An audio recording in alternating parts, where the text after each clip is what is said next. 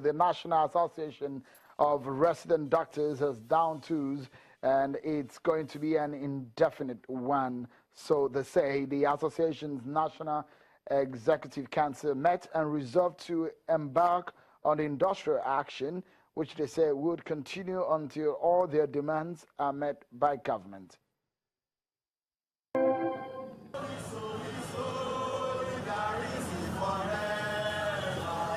It's not the first time resident doctors are threatening to down tools over government's failure to meet their demands. What is different now is that the threat has become a reality.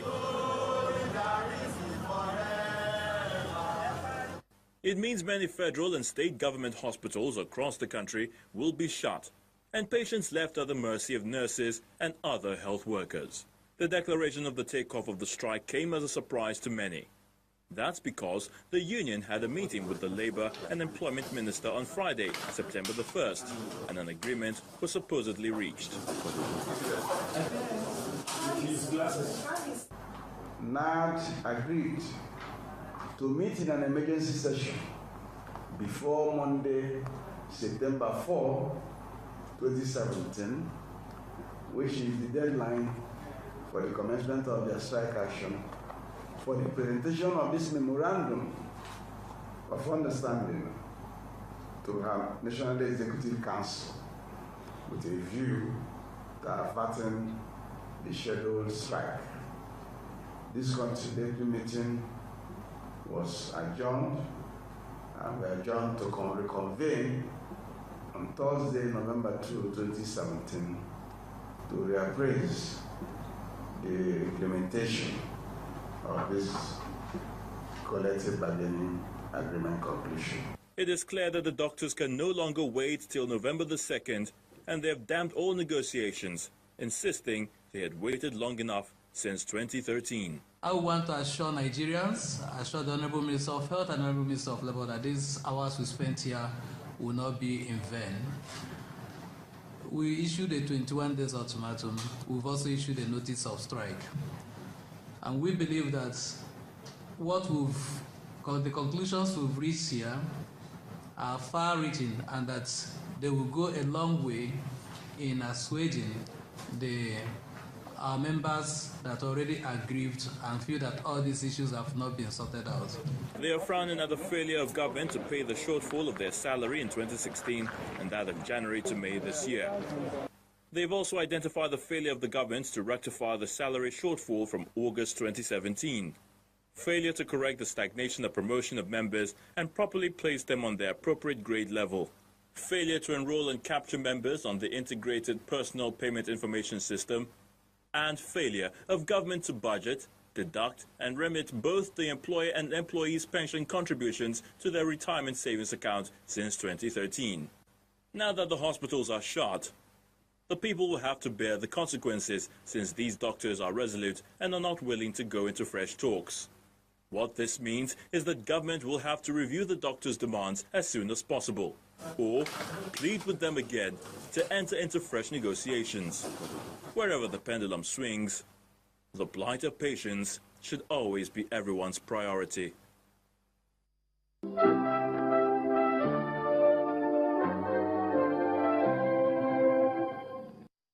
Let me quickly come to you, Mr. Adeshino, especially on a developing story that we're following here.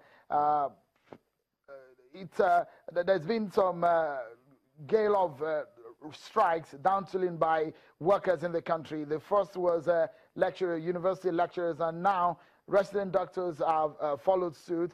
What is the president doing to stop this trend? Thank you.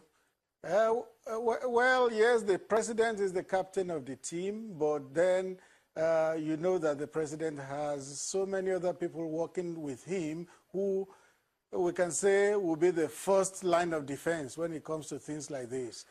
For the doctors is the Minister of Health first, and that will be done in conjunction with the Minister of Labour and Employment, Dr. Chris Ngige, who fortunately also is a medical doctor.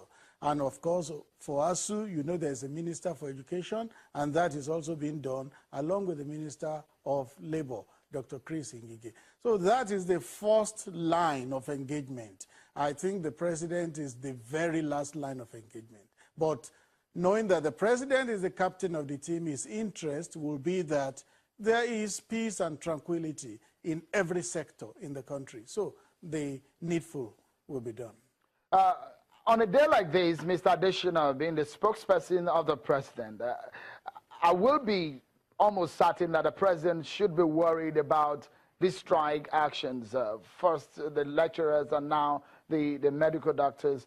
Now, we're going into a working day tomorrow. What would you say to workers who are down tools and perhaps to douse the tension about the gale of strikes that we've seen in the past days? Yes, naturally the president will be concerned because he is here to ensure that every sector of the polity, every Nigerian gets the best from the polity. So naturally he should be concerned if there are gales of strikes all around. And he will do the best through his aides, through the ministers and those that have been appointed to be the first point of contact on those things. The best will be done. Okay, just perhaps a last one on these issues of strike and workers' grievances. The issue of minimum wage has been a major one on the lips of many workers across the country. What can you tell us as the latest that the government is doing, especially when you look back at the promises of government during the campaign period in 2015 about the number of people that will be employed? What exactly is the APC government doing in this regard?